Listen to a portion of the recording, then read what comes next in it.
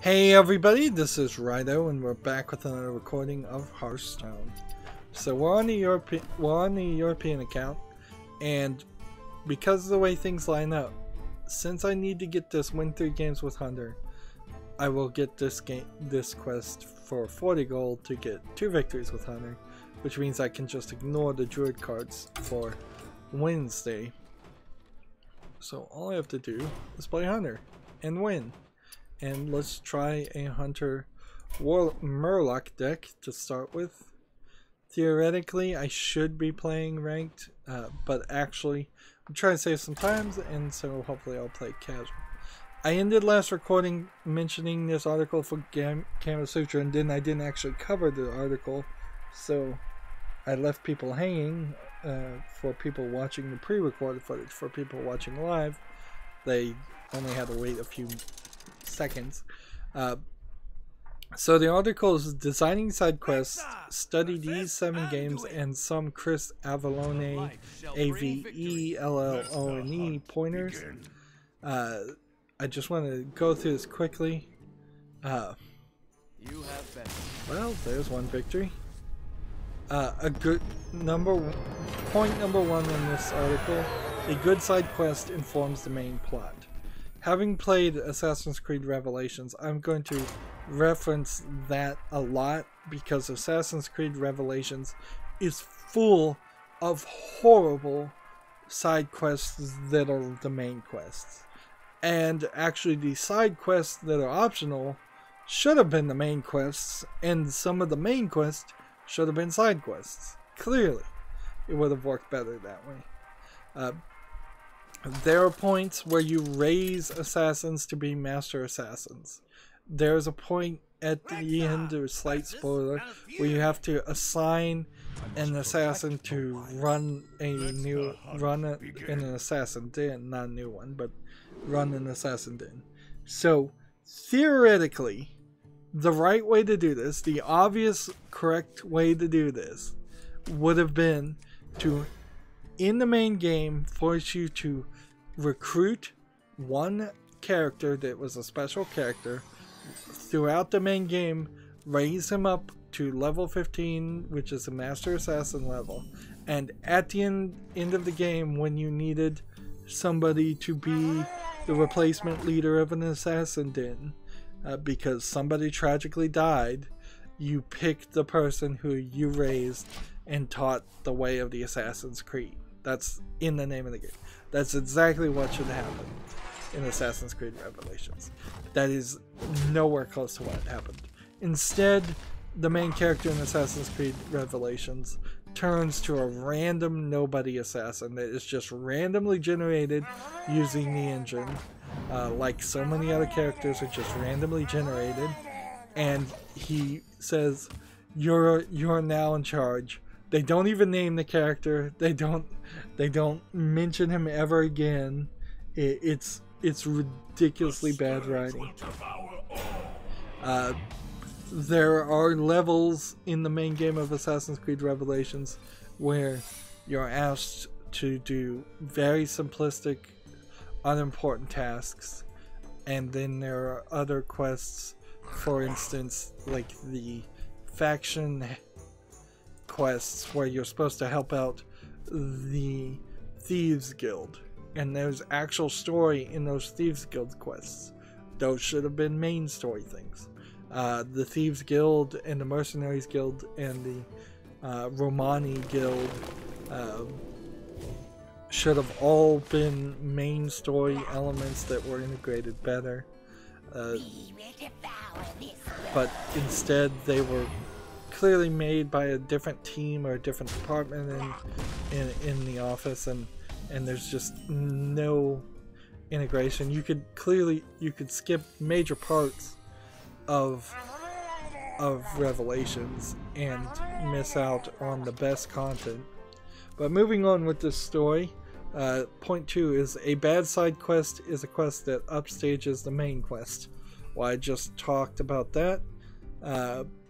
They're saying in terms of stakes, enemies, or even the lore, that's totally the case. There were side quests for Master Assassin missions where you were fighting Templars that had like characters and lore and things that just should have been in the mainstay.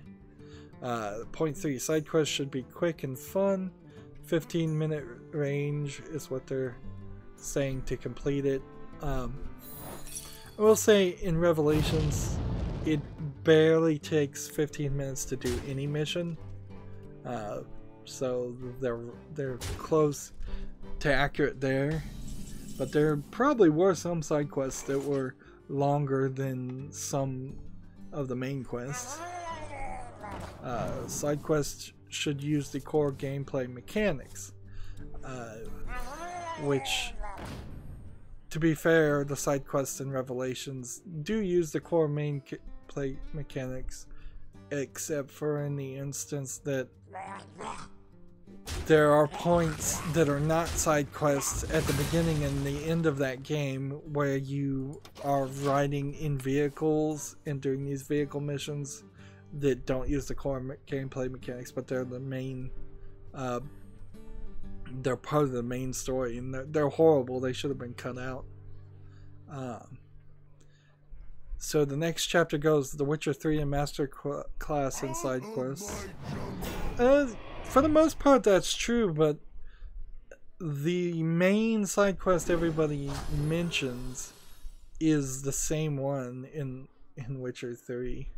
And that's the only one now, nearly 2 years plus after playing the game, that I remember, is the guy who's in charge of the city, who's kind of a jerk, who was abusive and ran off his wife, and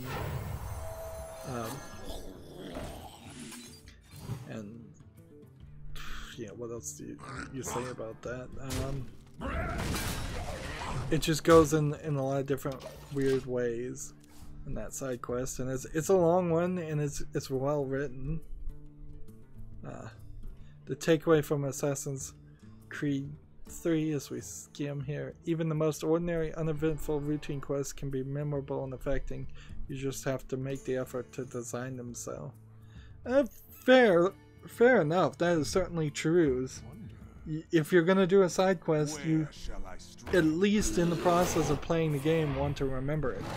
Like, there was a side quest in Witcher 3, I know, where you were trying to kill a ghost, and you had to find elements and find parts of the story to explain why this lady became a ghost and how can you defeat it. And that certainly was something. The next reference for paragraph is Fallout 2's open-ended quest and skill system. I think I own Fallout 2, and I'm not sure I'll ever get around to playing it, but any game with an open-ended quest system where it just randomly generates, that's a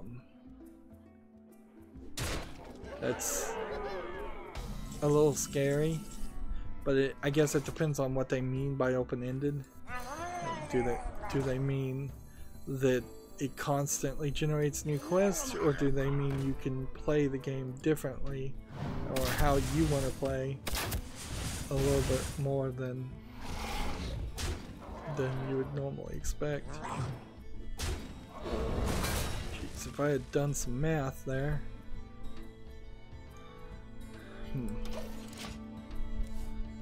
Let's see. The quote here for Fallout 2 is, if you invested heavily in small guns, for example, you might end up using that knowledge to impress someone. If you know a lot about computers, you could have used the fact to reprogram a robot. This uses gameplay related skills in dialogue and quests. Was very unique and immersive. Something that I'd come to expect from pen and paper RPG, not video games. Okay, so the open-endedness they're talking about in Fallout 2 is, if you had a task, there were multiple ways to solve that task, which that's good. That's something that's definitely not in Revelations, Assassin's Creed Revelations, which it certainly could have been. They were heavily pushing the idea of making and using bombs in Revelations, and that never got to the point of being something that was actually helpful. Over and over again, it would feel like the game wanted you to use bombs, but it never gave you really good reasons or opportunities to use it.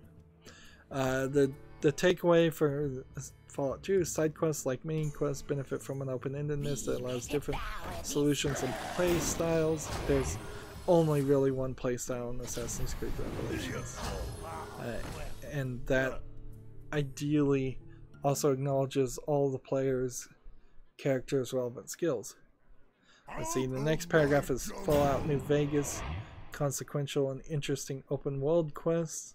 The difference between Fallout 2 and Fallout New Vegas is they're made by completely different companies, and frankly probably Fallout 3 and Fallout 4 are made by a completely different company, a third company of ZeniMax. And ZeniMax is kind of the company that does the worst job of making the Fallout games, arguably. Yep. I'm pretty certain when I ever get around to playing Fallout 4, I will more than likely do a mad dash through the main story and not spend too much time, not be obsessive, not do a lot of side quests. The takeaway from Fallout New Vegas is side quests present a great opportunity to flesh out the world building and let the player have a supporting role in the defining moments of other characters' lives, especially in the open world environment. Yeah, Witcher 3 is also a good example of that, where you are affecting Triss's life, you're affecting the other girl's life, you're affecting who is effectively your daughter's life in Witcher 3. There's a lot happening there. On the other hand, Revelations, which is kind of the perfect example of a bad game that was rushed out without any polish. Revelations, Ezio, the main character, doesn't care about what's going on in that world. He's only there to find the keys and achieve his goal. He also, throughout the process, finds a lady that he's interested in and cares about that. But the other assassins around him, they don't really matter at all. The events and politics of the city that he happens to be in don't really matter to him at all. And he does, in some storyline ways, seem like he's affecting the events of the storyline, but because he's not invested and the game's not invested in telling you that, it doesn't feel satisfactory. The next paragraph is Baldur's Gate 2. I don't know anything about Baldur's Gate 2, so we'll skip to the takeaway. Some of the most memorable side quests create motivation by threatening something that matters to gameplay or offering an unexpected twist.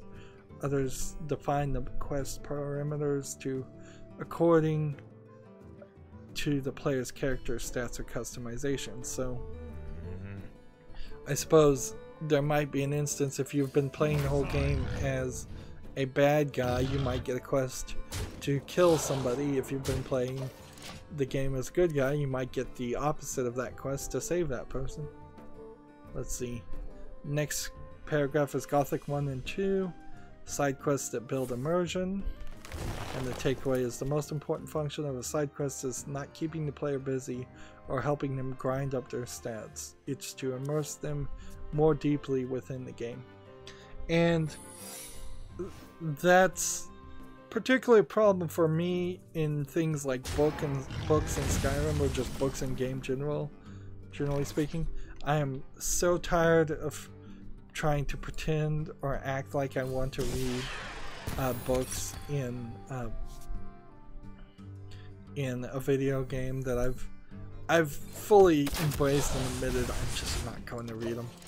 And it's not something I've ever really wanted to do. It's awkward when making a YouTube channel. Like, if you really need to read a book, I might do it. But for most instances, it's just writing that should have been given to voice actors to voice. or its writing that was not good enough to be in the main game. This is slightly connected to non-voice games also. Like, I'm not super hot on playing things like visual novels where there is no voice acting and there's a ton of conversation. Even a medium amount of conversation is probably too much for me. Let's see if we can... I should have drawn a card first. I just tossed my 2 kill command cards, didn't I? That was dumb. The next paragraph is Planescape Tournament, subverting expectations and conventions. The takeaway there is side quests tend to fall into one set of standard tropes like fetching or delivering an object in person. Play with them, twist them, and subvert the player's expectation. Absolutely. Assassin's Creed Revelations, it's even in the main missions, let alone the other missions, it's heavily scenarios where you're just told to go kill somebody, just told to go steal something, just told to go from one point to the other. There's like one mission where you're actually required to carry boxes from point A to point B. I found that mission incredibly boring, but at least it was different, and it was very early in the game. Next paragraph is Yakuza 0's quirky sub-stories. Takeaway, the key to making simple side quests memorable is the characterization. Use the humor, offbeat characters who don't quite fit expectations. Nuanced social commentary can go a long way. And then the next paragraph is don't just follow the tropes. So, having not really read this article, there's a lot that a video game developer could probably get from this article. Don't let your game be full of side quest missions because it's the cut content that you're afraid to throw away. In a weird way, you kind of need to kill your babies, kill your dreams, and just cut content if it's not good, and make good side content if you're gonna make good side content, or don't. Like, in all honesty, if somebody made an RPG and told me there are no side quests in it because we just wanted a short, quick experience, I'd be like, okay, that sounds good. That works well enough for me. Moving on, Eurogamer has an article. Turok and Turok 2 are going to hit Xbox One this next week. I think there might be a slight question of whether these games are just the console ports of the 2015-2017 PC ports of Turok and Turok 2. Let's see, Turok 2 apparently has new multiplayer mode that combines levels, weapons, and visuals from the PC and Nintendo 64 game. These modern ports are developed by Night Dive, which hit headlines recently for putting System Shock on hiatus. So how can, like, that's part of the problem here with Night Dive, is they seem to be working on too many products.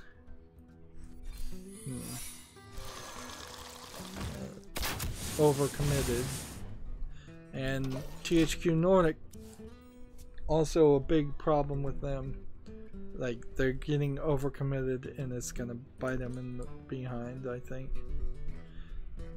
So I talked about this at the beginning of the stream, but I'll talk about it again now that I've finally found the page.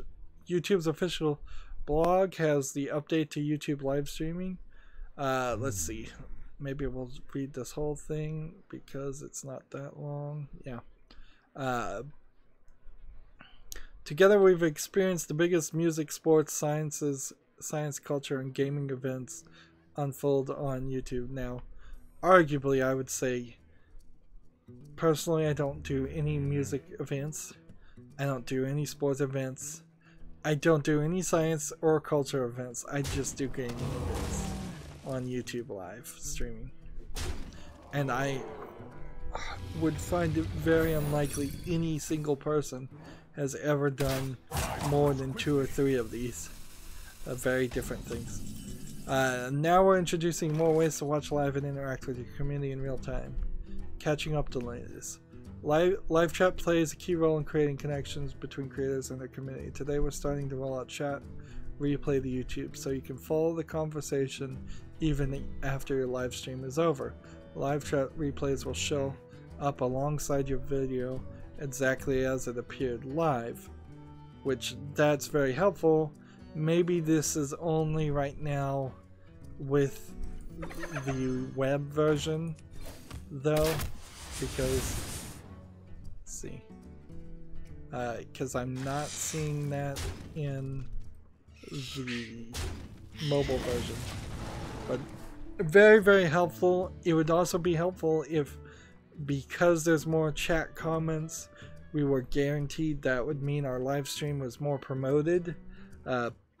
I've really never heard YouTube say, oh yeah, because your chat was full of a lot more comments, it's getting more promotion, in the same way that comments on your video at the bottom would work that way. One also assumes that if you're watching a live stream that's already finished and you try to chat, you wouldn't be allowed, and instead you'd be pushed down to the bottom, so that you can continue to get the standard comments on videos, which my videos desperately need comments on every video to get more engagement. The next paragraph is making live streams more accessible. We've launched automatic captions back in 2009, and since then we've auto-captioned a staggering 1 billion videos. We're now bringing English automatic captions to live streams. That's nice and helpful for accessibility. That's not what I thought they were doing, sadly. I thought that they were going to automatically auto-translate people who post things not in English into English. Let's see.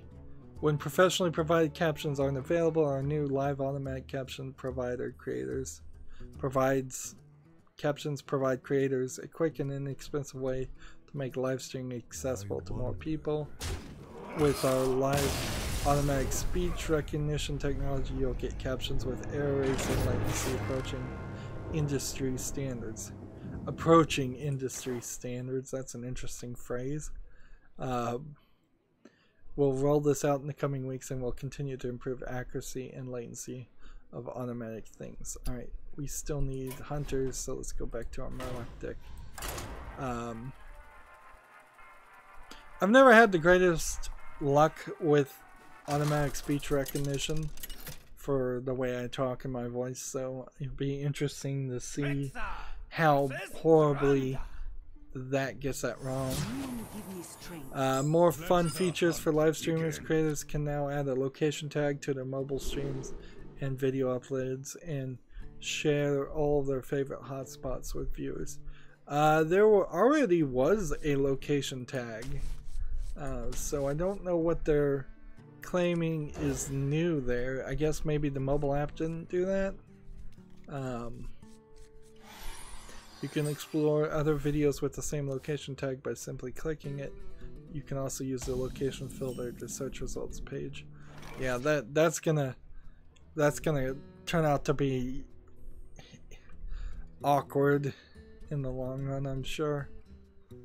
When somebody accidentally tags themselves in the middle of Area 51 or something. Last year we introduced a way for super chats to trigger real life events. Now creators can set these up for their if this then that.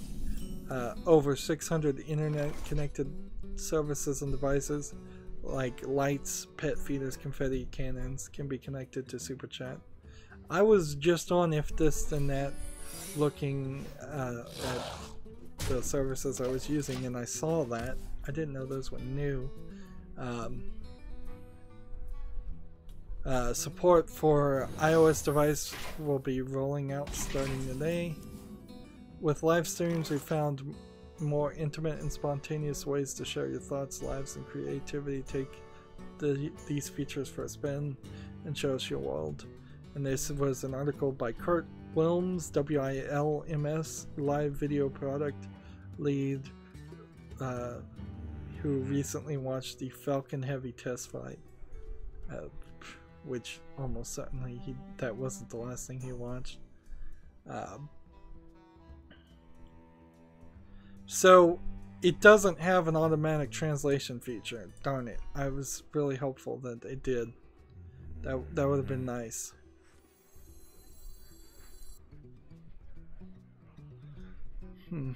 Let's go ahead and play this.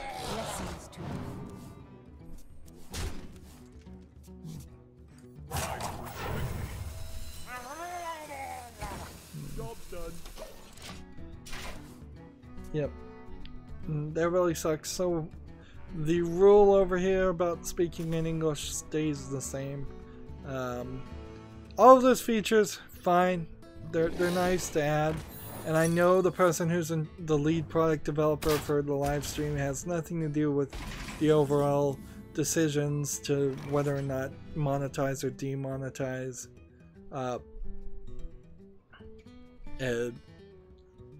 somebody on YouTube. But at the end of the day, it's all the same service, and small YouTubers still are kicked out. Everybody's even more upset with YouTube than normal now. Problems didn't magically disappear because you kicked out small YouTubers, like you pretended like it would. You're doing nothing with Content ID. You're never gonna do anything with Content ID. We know that, but they should. Just because we know somebody's not gonna do something doesn't mean they get a free pass. I'm getting more Content IDs right now than I have in a very long time, and illegitimate Content IDs in particular. It's kind of pointless to even fight a Content ID claim now, because if I win, I still don't get any money on that channel. It's like fighting a Content ID now just means I'm trying to keep the videos free to view for my viewers.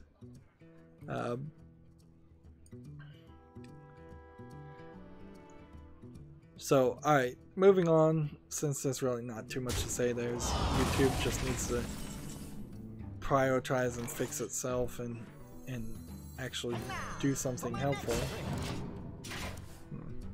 Moving on, Your Gamer has an article, Little Nightmares final DLC story episode The Resonance is out now. It kind of sucks that Little Nightmares... Did it come to PC? I guess it did.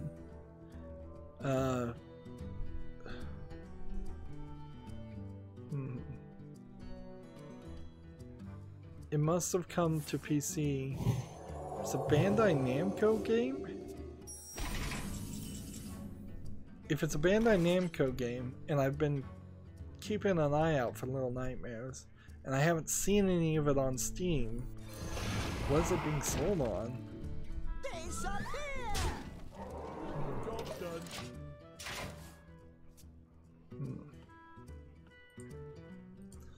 And I'm only slightly interested in Little Nightmares, not really.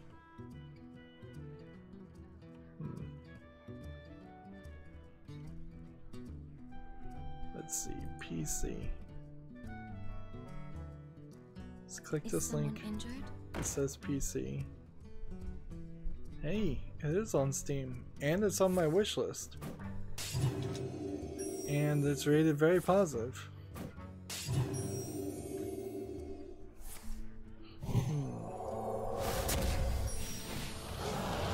So that really says something weird. This was released April 27, 2017. I've been watching this game. I've been kind of irritated that it's was only on PlayStation, and then I find that actually it hasn't been on PlayStation. It's been on PC. Maybe it's just a price issue that was getting me. The complete edition is $30 and probably isn't worth that much, honestly. I wonder. I guess in a weird way, that is a exact example of something just not getting as much hype as it should.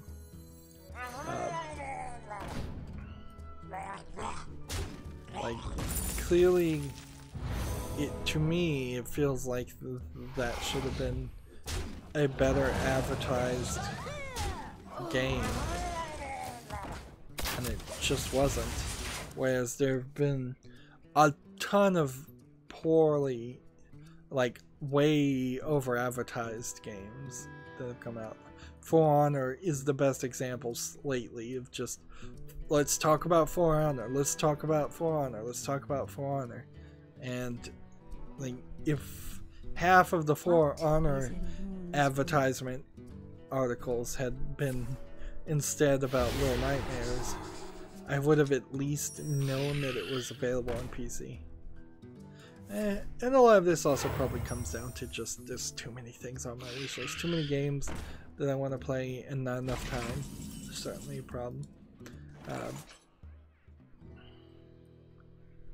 Let's see, I think what we're going to end up doing is I keep pushing off these job listings, and I think we're gonna do job listings today because we're still slightly busy, slightly struggling with the victories, but not too bad. Like, I'm on the Humble Bundle store right now.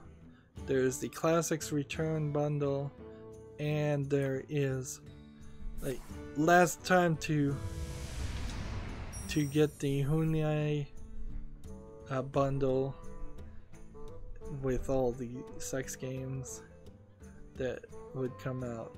Let's see, you can pay $12 or more to get everything. You can pay the more than the average of $7.38 to get most things. It has Honey Pop, which I already own, but all the other games I don't. And these would be my dirty little secret games that unless I can find a service that would let me play them, I'm never actually going to play. Here's my Twitch feed. And let's see. It is finished. You win. It seems to me like both my test upload and my other video still are here on Twitch and not deleted. So let's it's been 30 days, let's give it 90 days, and then if 90 days they're still around,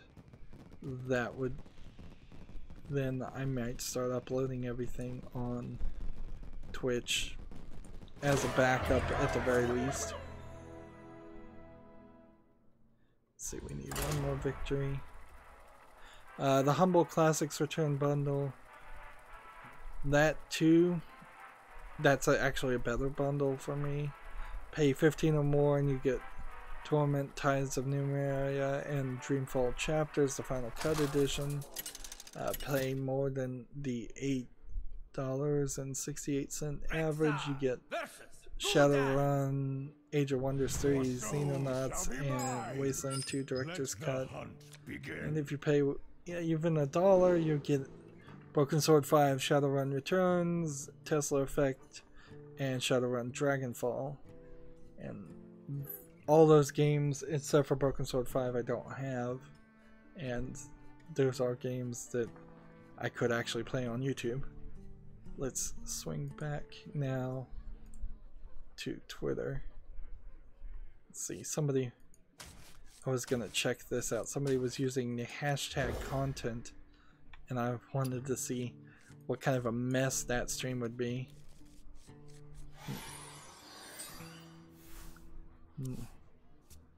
Why do you call Hashtag content, hashtag content, hashtag content. It's just random people saying hashtag content It's probably a joke.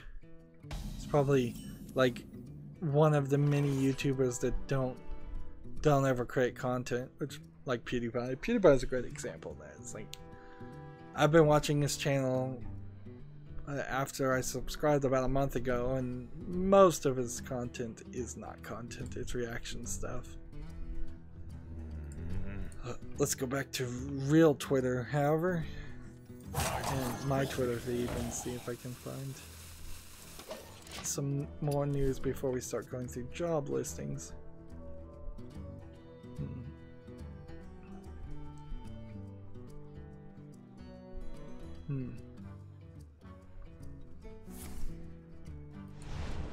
Let's see.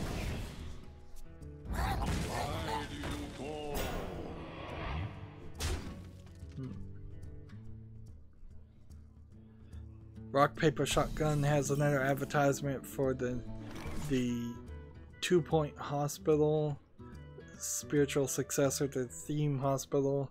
They've talked about that and hyped that up way too much for what it is.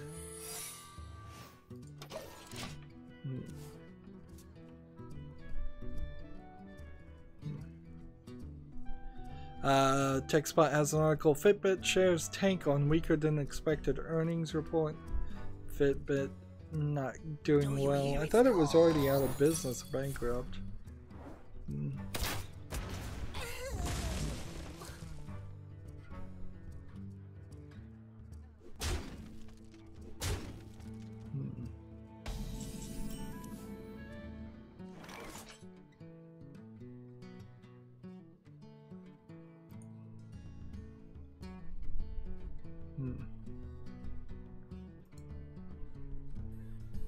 Bethesda leads the Metacritic rankings with the top major game publisher of 2017. I could see kind of why that would be the case. Sorry, got quiet there for a second.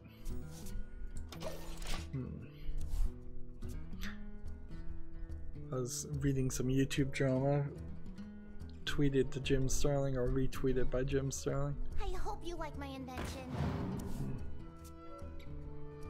Here's an article from Gamma Sutra. Pricing and platforms. Why Alto's Adventure went free to play on Android only.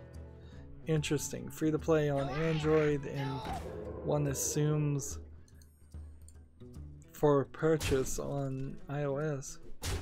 Or maybe even Steam.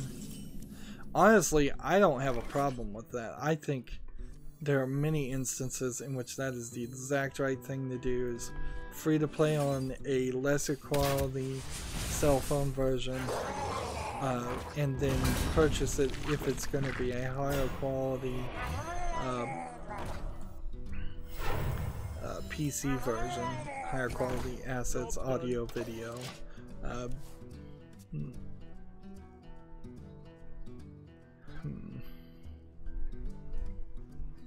I also would like to see more games come out for Steam, but also include a free version of cell phone apps.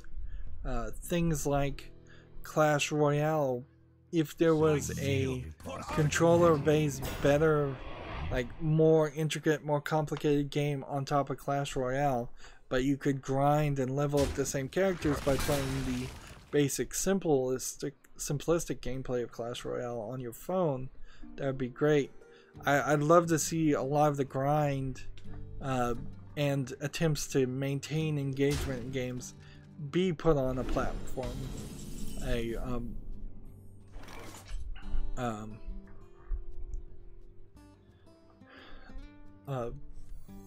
platform that's mobile, instead of keeping it all in the same single platform. Again, I'm getting distracted reading articles.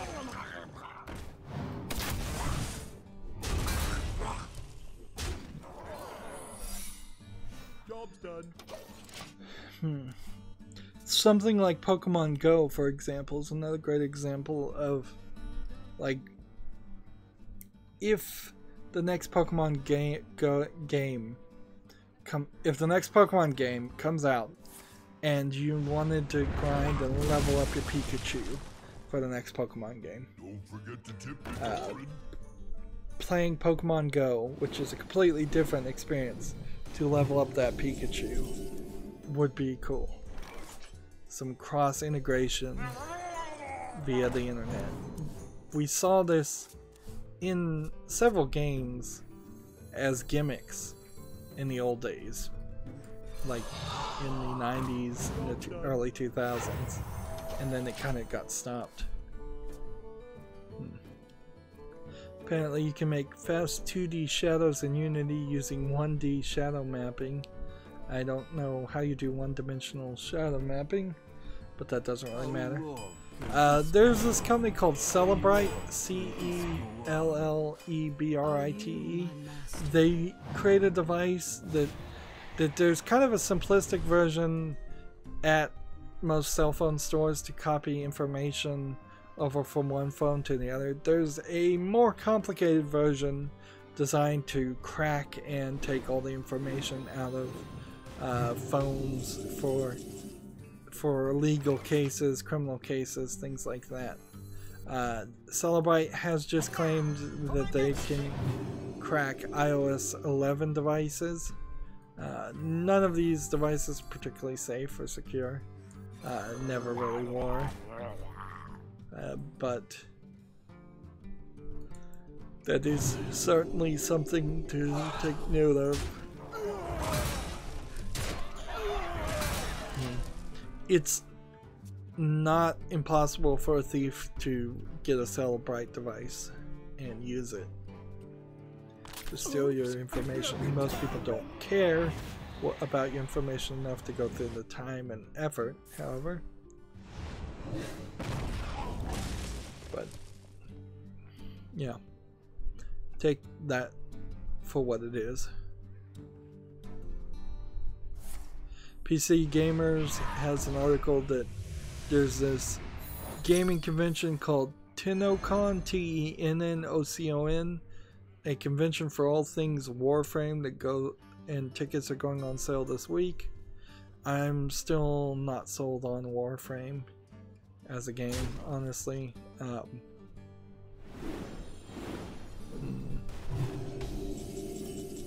Like, I know Jim Sterling's been talking a lot about it, but I'm still not 100% certain that it's a game that has anything that would catch my attention. There we go, there and there. Can we win?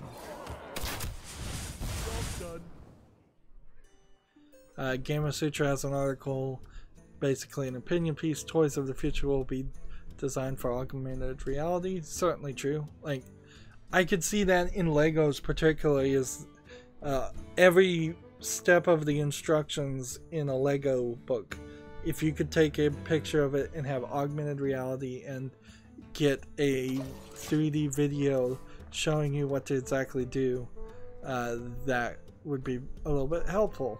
It would also probably cost Lego more money than they're willing to spend right now.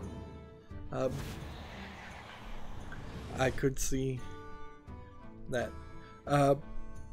Speaking of toys, I ran into like a 2012 Darth Vader action figure on the cardboard backing.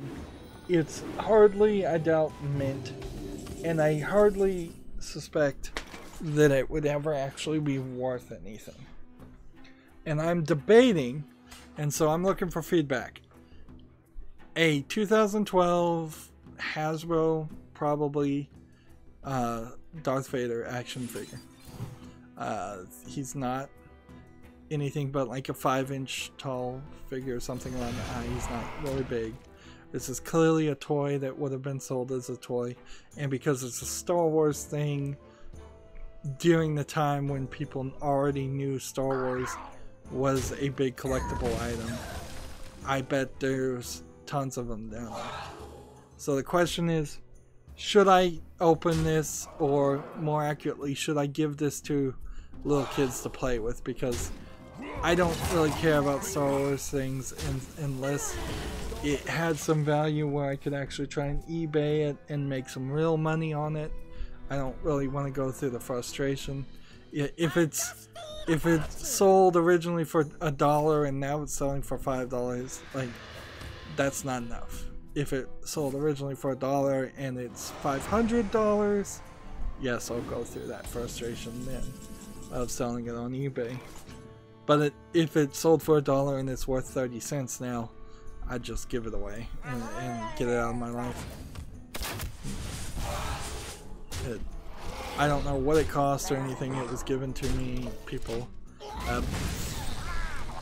the person assumed I liked Star Wars a lot more than I really did, just because I did several of the Star Wars Lego things. The Millennium Falcon being the biggest Lego Star Wars set I've done. But that was really just kind of the one-time deal. Gamer Sutra has an article. Nintendo is letting players review Switch games on its official site. Interesting. There's a fan-made video that Giant Bomb just released of an HD remake of the Mystical Ninja starring Goemon. Interesting. Like, I remember playing that game on like the Nintendo 64. The graphics didn't look good then.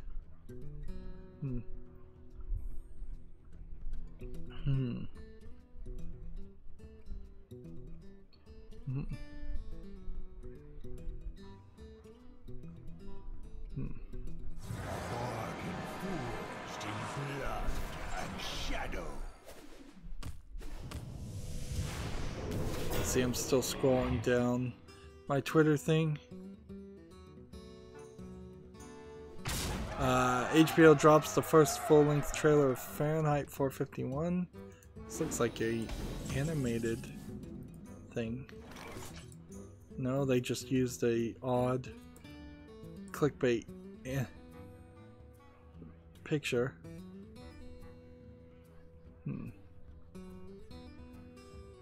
This is an interesting concept of this video, like that you would try to make a futuristic version of Fahrenheit 451, a story about almost all knowledge being restricted and censored and books being burned, in a world that has the internet. Like, I guess it might happen, but it's kind of like The Handmaid's Tale too. Like, that story is so out there. It's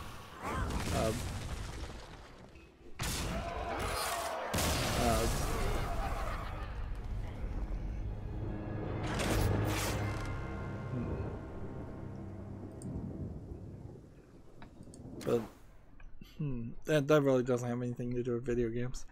We are struggling here, struggling to get that last hunter victory.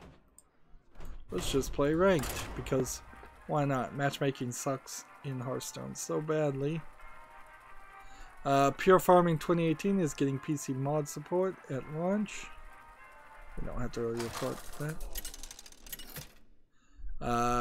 Gamer Sutra has an article. Double Fine's indie publishing BizArm aims to grow and help developers rise above the noise. That might be worth talking about Wednesday.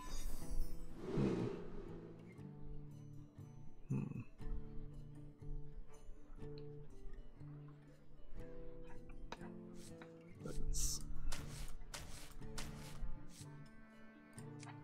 get rid of all those cards.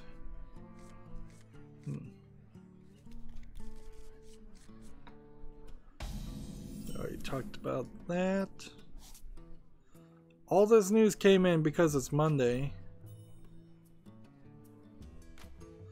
Apple is reportedly, according to TechSpot, preparing a trio of iPhones, including one with a really big screen. Job done. Like, I don't know what iPhones can really do. I know, I think we've hit peak phone. I've said that before.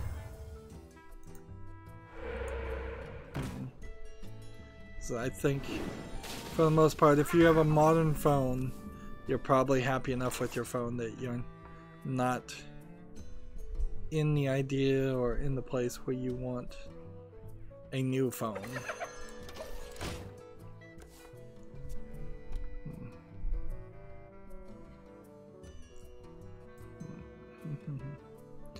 And now I've scrolled down low enough to see the 3-hour point where I announced this video, which means I've seen all the new tweets for the moment.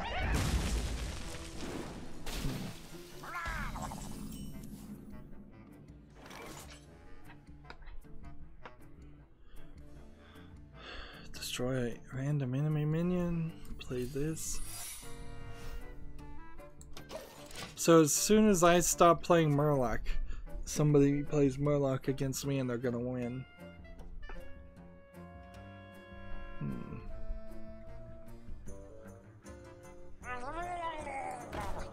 That is completely unfair. Alright. We are out of time right now. So let's just go through these quick job listings and then look at what's on the Americas account, and then we're gonna have to go into some post-show gameplay, because right now it seems like the game is very much actively working against me in a way that makes sure I don't win. It's just bad matchmaking, which it happens too much. Gearbox Studios Quebec, which is not really anybody who worked on Borderlands, Brother and Sin Arms, or Battleborn. Like, maybe there was one person that moved from their studios in, where are they, Frisco, Texas? Is that where Gearbox is, or is it Denton? No, it's not Denton, it's Frisco.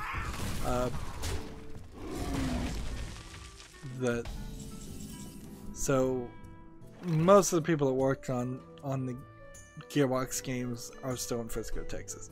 They've opened a second facility, which will have, I suppose, the support somewhat of the previous.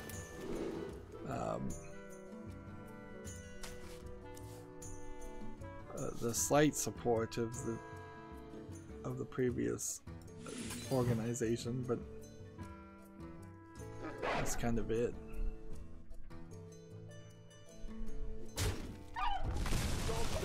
In return. Anyways, moving on. Let's see. Tragic Master says North America server hype. Gearbox Quebec is looking for a character artist. Responsibilities: creative high quality 3D character models, assist the creation of character costumes and concepts, achieve quality and style benchmarks established by the art director and concept artist, collaborate closely with the technical art director and technical animator to understand and, as necessary, establish content creation processes in line with the technical constraints. Darn it. My plan didn't work. It did not work at all.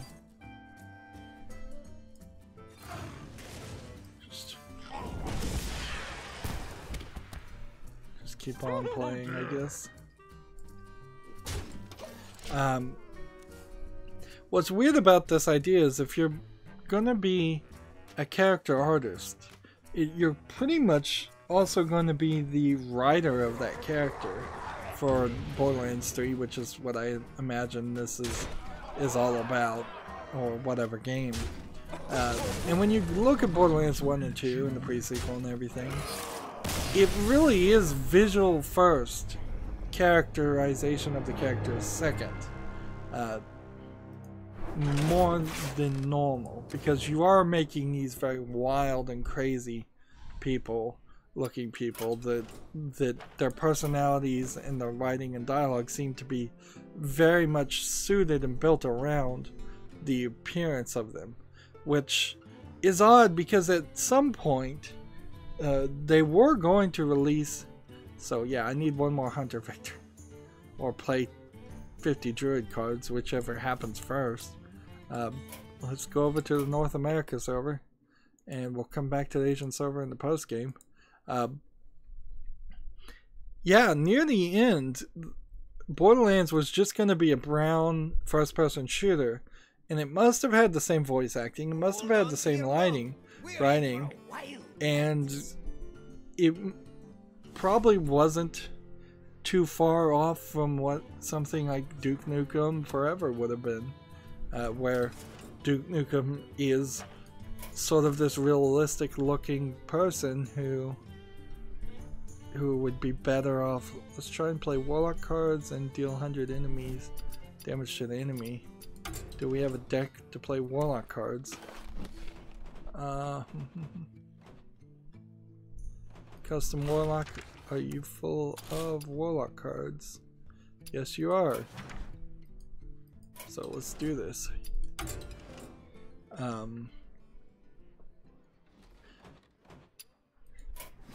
So yeah, maybe I have it backwards. Maybe you're a character artist and you are handed lines of dialogue and a character biography of the person you're supposed to make, and then you have to visualize what was written, which either way, all you really need is an artistic vision. And I imagine you're making Borderlands games, so it's just going to stay a similar artistic vision to what we're seeing. It would be really weird if you play Borderlands 3 and all the characters from the planet Pandora, which you play on Borderlands 1 and 2, turn out to look completely different than the characters on a different planet that you might be playing in Borderlands 3. That's generally the assumption, is we're not going back to Pandora for the third game. Like, if they looked fully realistic and everybody from Pandora looked odd, that would be very weird. The requirements to be a character artist, because honestly, they wouldn't have to be that high, are 4 years of experience on a similar position. That's ridiculously high. At least 2 published multi-platform titles. That's ridiculously high. Deep understanding of video games, art production techniques and processes. So they certainly don't want to have to train you on anything in Gearbox Quebec, and that's crazy. There are a few other Quebecian, if that's the phrase, Quebecian video game companies, and this feels like a listing specifically desired to hire somebody from one of those other companies. They're not doing anything that would give me a feeling different. Let's see. Play this and play this. It's a party. And end the turn from now. They want you to have advanced knowledge with ZBrush, 3ds Max, Photoshop, Marvelous Designer, and Substance. I've never heard of Substance, and I've only heard of Marvelous Designer by name. This is an odd job listing for me, particularly because as someone who was classically trained as a computer programmer, the art stuff was always the other side of the cubicle. It's always something that I knew I'd never work on, so I don't know too much about it.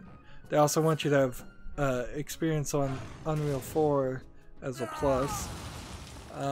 There's really nothing else even listed here on this, so that's a short and sweet job listing for Gearbox Quebec. They also have an associate producer listing. The associate producer plans, coordinates, supports all departments' efforts towards developing the project within stakeholders' expectations. I'm not even 100% sure if Gearbox is a public company, so stakeholders very possibly means something different.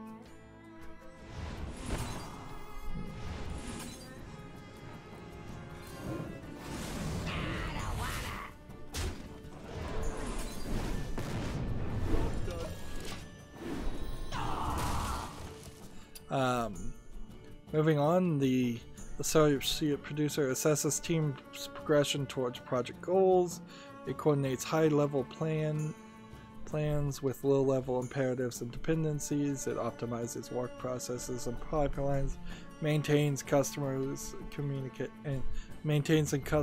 communication tools, links people and departments together, supports /links with outsourcing partners. So we now know that Gearbox is outsourcing with somebody for something, not really surprising there, and prevents problems or suggests solutions, which is all a bunch of BS to say the associate producer is a middle level manager. He's just managing people. And sometimes artists might need to be managed, and sometimes artists absolutely do not need to be managed and do not want to be managed. Well, who does? Requirements: 5+ years of experience as a producer or associate producer in a game. So you could take a reduction in title and be a producer now and come in as an associate producer. Sure, I'm sure people would love that. Why don't you just reduce my title so you can pay me less? You must have shipped at least 2 multi-platform titles. Still a really, really high level of requirement there. You must be proficient in English and French. That wasn't a requirement to be an artist, but if you're gonna work in Quebec, you probably should be proficient in French. Like, it's gonna come in handy very often. Soon. Let's see. You must be proficient in the Microsoft Office suite in project management software such as Jira, MS Project, and Handsoft. Haven't heard of Handsoft, or I don't even know what MS Project is. Knowledge of Jira, Confluence, haven't heard of Confluence, MS Project, Office, and Perforce. Who in the world goes to college to be a middle manager and takes classes in using Jira, Confluence, MS Project, Office, and Perforce? Like, where do these people get this information and this knowledge? And who really wants this job in the first place? Let's see. Destroy friendly minion, destroy demon.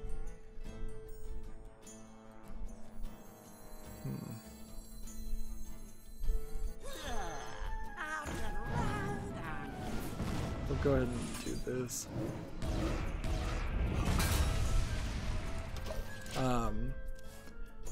You must have excellent team leadership and interpersonal skills, a proven ability to tackle complex problems, can adapt and troubleshoot, and you must be enthusiastic, positive, and team-oriented.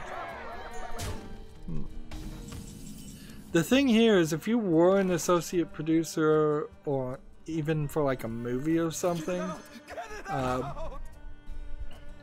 and you wanted to move over to video games, if you wanted to frustrate yourself and do that for some reason, you really still couldn't, because the requirement of shipping at least 2 multi-platform titles forces only associate producers from the video game industry in here. Or if you were a middle management job, say at a Walmart or just a retail store or a restaurant or something, or a really big company like Microsoft, but you were not making video games, it's still, you really couldn't apply for this job. This is very specific job listings.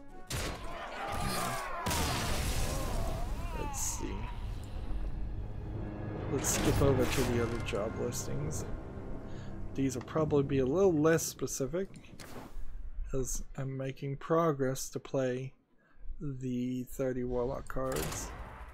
It might take me a little bit of time to do 100 damage to an enemy, too. I might just end up playing some actual ranked play and trying to get up higher in rank. Ubisoft has an assistant technical director in design. The assistant technical director will support the technical director by ensuring that his instructions are carried out. The incumbent may also be assigned to more important technical responsibilities for part of the game in his field of expertise. The assistant TD may be responsible for production tasks and aspects of work will depend on the size of the team or the incumbent's field of expertise. So you're literally just an assistant slash secretary to the technical director. The responsibilities. The main routine tasks of the assistant director are to define the team's technical needs, help development select the best internal and external tools, suggest best practices to the technical director. So this Ubisoft Montreal office is like starting from scratch, it sounds like. Ensure that the technical validation of data, participate to the optimization and debugging to fix issues, inform the TD on the advancement of work on a regular basis, and carry out working unit related tasks part of the time, and carry out all other related tasks all of the time, assumedly. It doesn't actually say all the time, but if it doesn't, you can assume that's the case. We saw that Ubisoft was trying to make this computer-based office, and it sounds like this might be for that. It's all feels like what they're doing is they're actually making background services for more games with more microtransactions, and that they desperately need to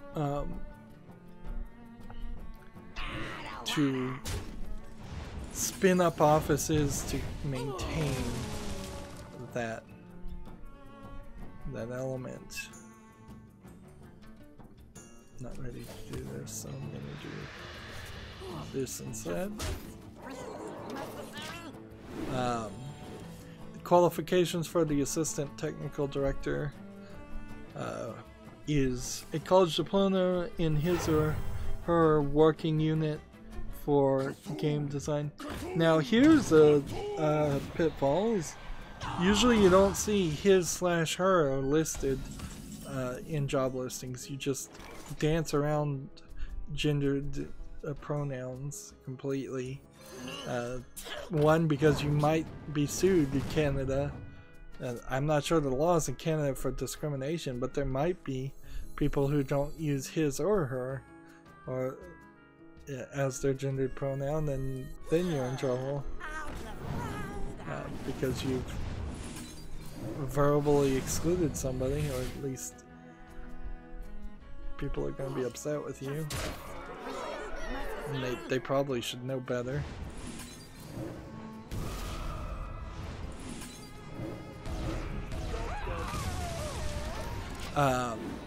But the listing here is just a college diploma for game designer equivalent to be an assistant technical director.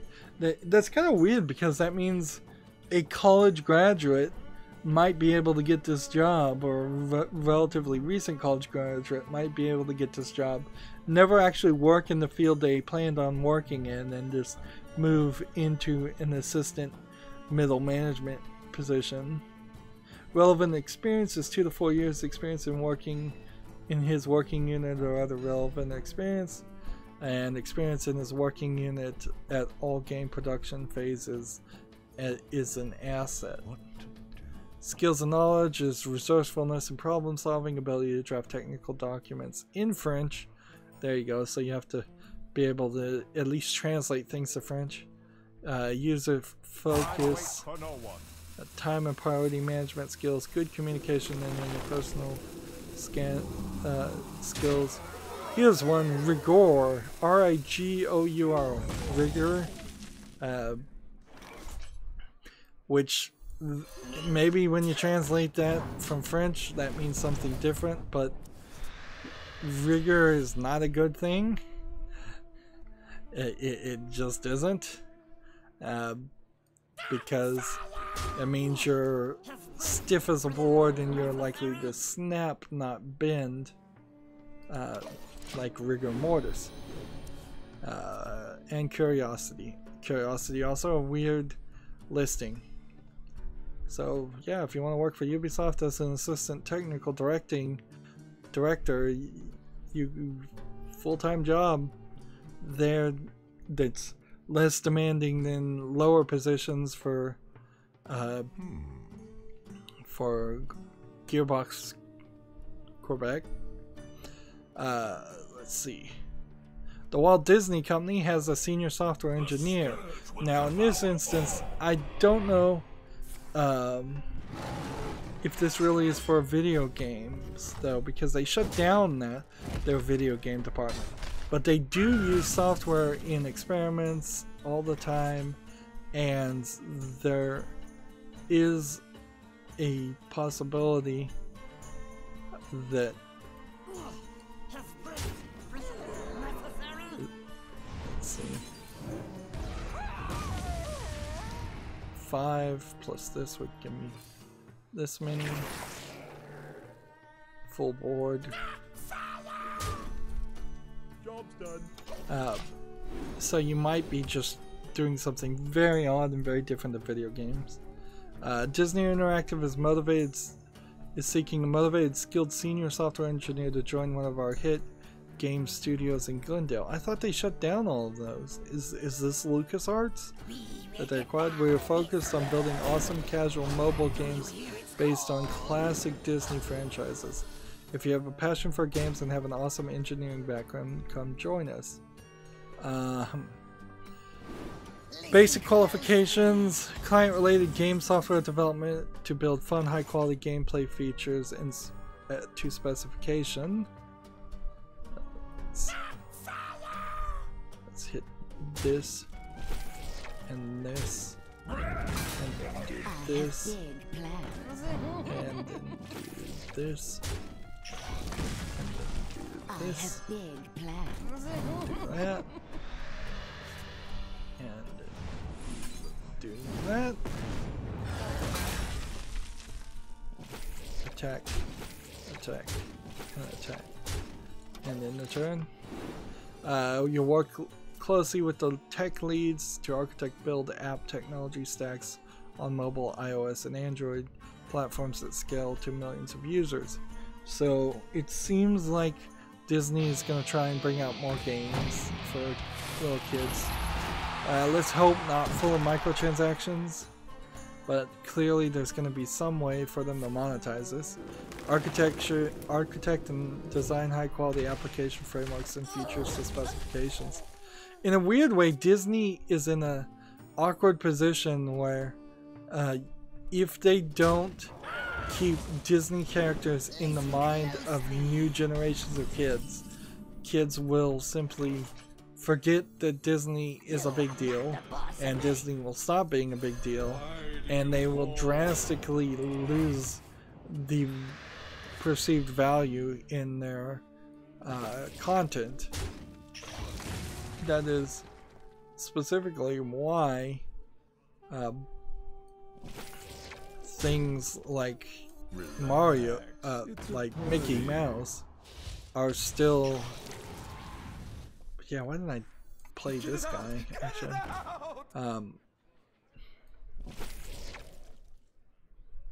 Yeah, that's why Mickey Mouse is still getting new TV shows, animated versions of him, while cartoons of Mickey Mouse are still coming out. Moving on, solve challenging and complex problems around cross-platform app development. Perform significant implementation of various components of the application, shared code libraries. Create flexible code that can be easily updated as product needs change. Drive the creation of scripts, tools to help streamline the development process.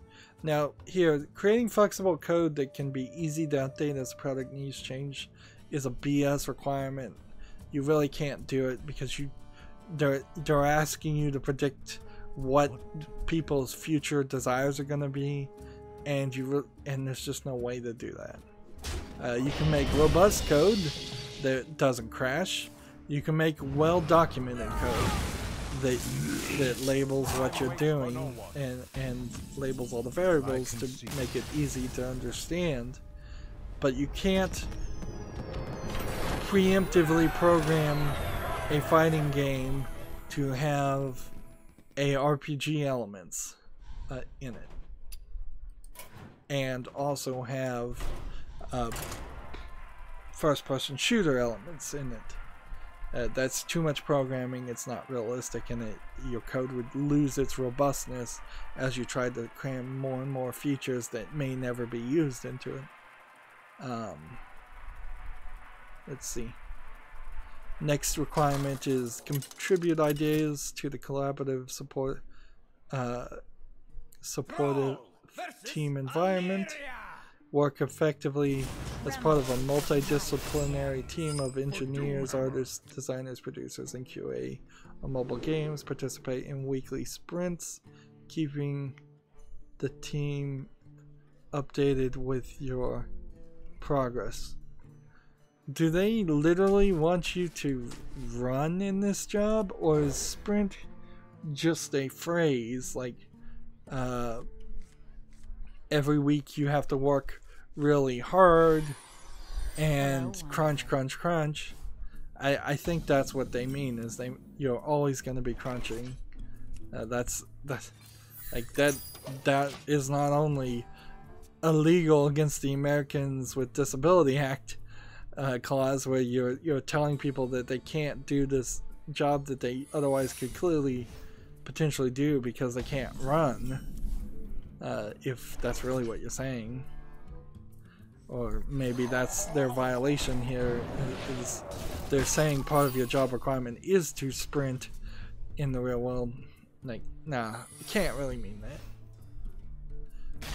And the ability to work effectively across multiple teams, including client, server, and shared code libraries.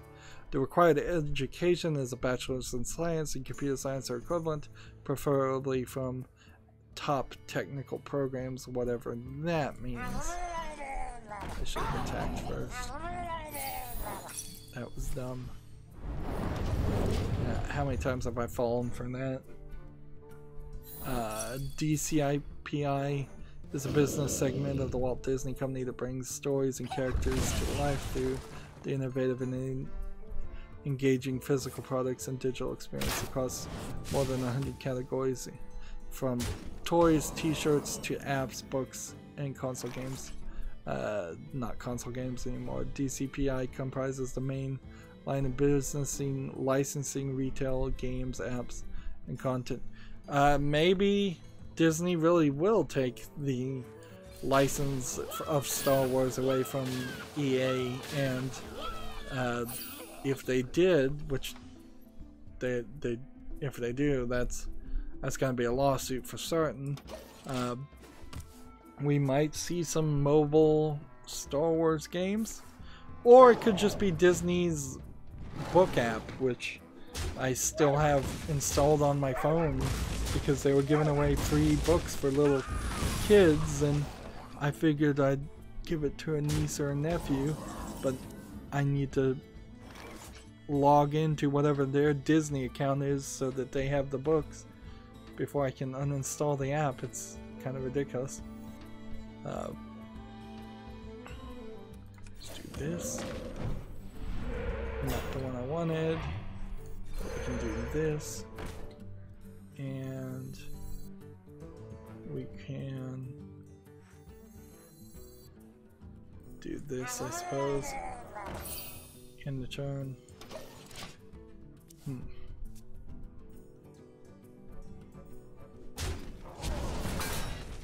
So Disney plans on making some more games. And then the last job is Jackbox Games has a job for a gameplay software engineer. Requirements are to architect, the responsibilities are to architect and implement gameplay as defined by the design team, contribute to and help maintain the technical gameplay pipeline, participate in game design meetings and pre-production to ensure technical success. Man, I'm not doing good.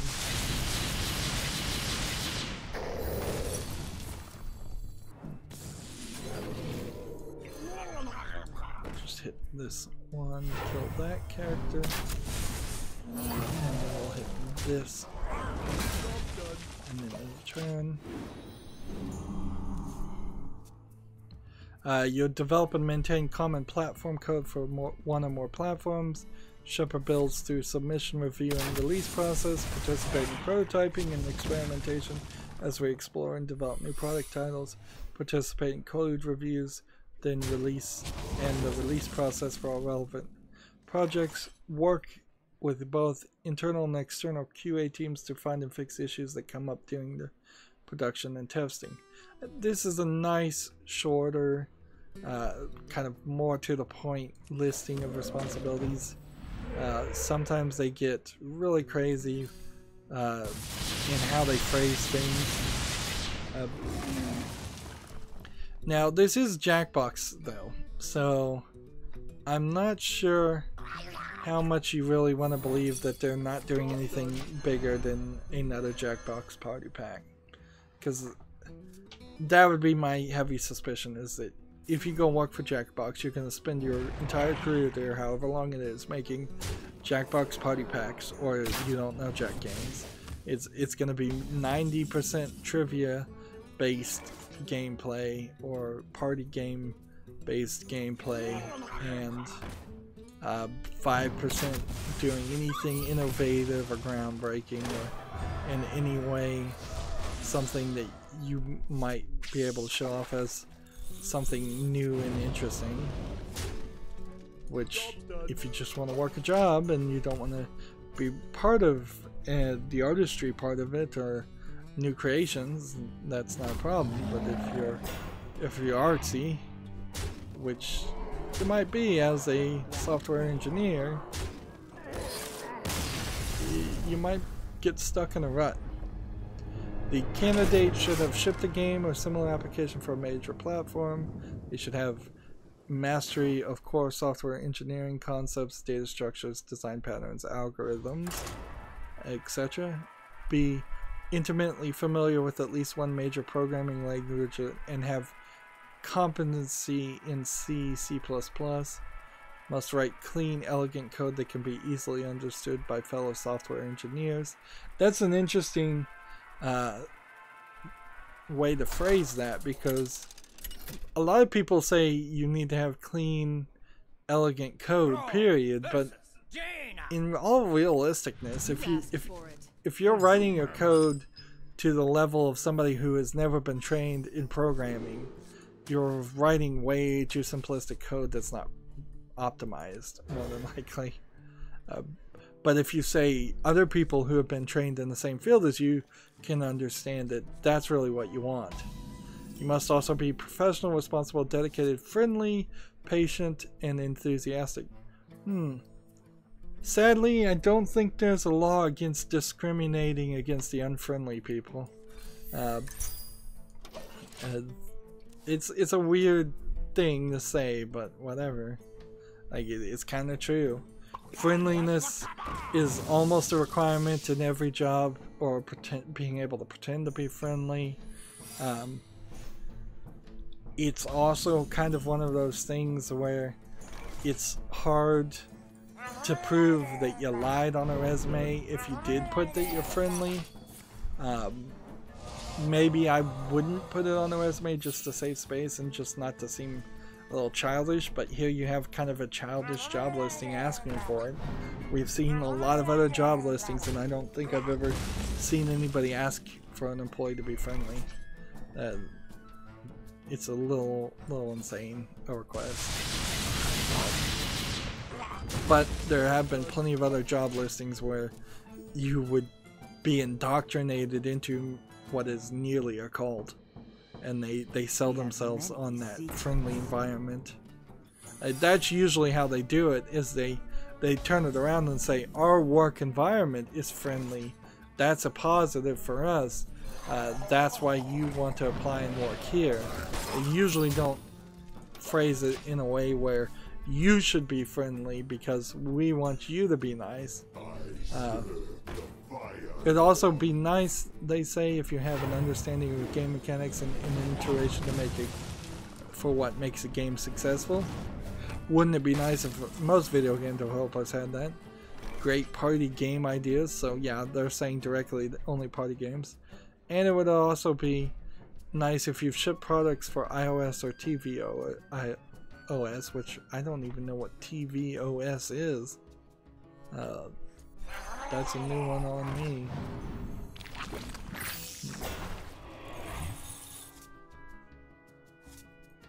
Finally.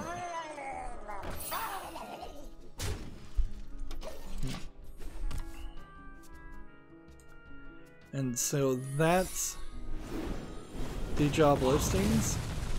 So I can go back to Twitter. This will be on last game, and then we'll just go into the post show.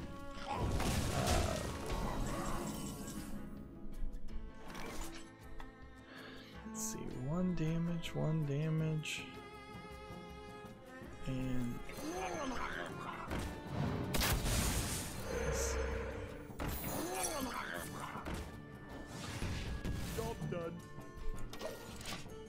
see if anything else popped up on Twitter. Susan Wojcicki, the CEO of YouTube, retweeted something that says, on behalf of tens of millions of students, we're dedicating @Code.org's 5-year anniversary to all partners and individuals who helped us towards our vision. Code.org.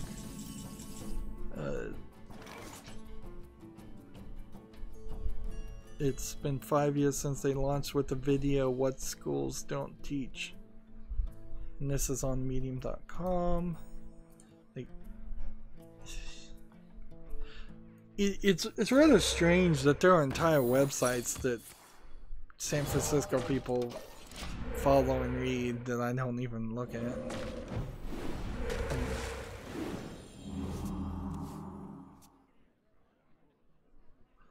Here, Team YouTube liked, here's what Team YouTube does. They liked a comment. I've complained a lot in the past, but I'm happy that Team YouTube dealt with the copyright infringement notice quickly and effectively today, which I'm happy about, smiley face. And for every person they retweet, this was 11 hours ago, for every person that they retweet that is happy about how they were treated, I guarantee you there's at least 100 other people that were treated poorly. And if I looked in the comments, I probably would find them. Moving on. Prey. Bethesda is promoting Prey again. Still trying to get a few sales on that. I guess.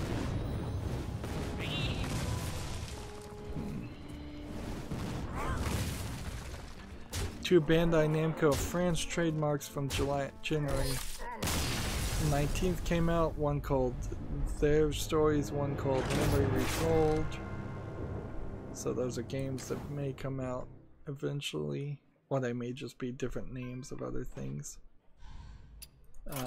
There we go.